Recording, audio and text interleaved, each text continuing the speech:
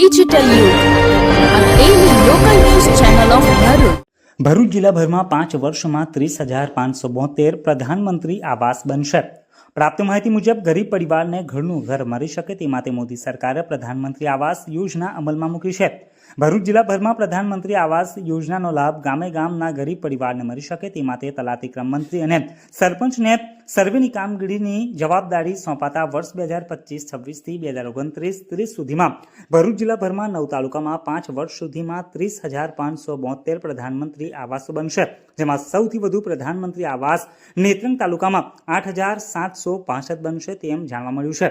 ભરૂચ જિલ્લાના આમોદમાં 605, અંકલેશ્વરમાં 2,431, ભરૂચમાં 694, હાંસોદમાં 1,878, જંબુસરમાં 2,442, ઝઘડિયામાં 4,947 તેમજ વાગરામાં 633 અને વાલિયામાં 8,177 પ્રધાનમંત્રી આવાસનું સર્વે થયું છે.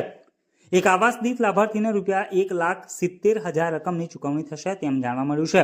મોદી સરકારની મહત્વાકાંક્ષી યોજનામાંથી એક યોજના પ્રધાનમંત્રી આવાસ યોજના છે.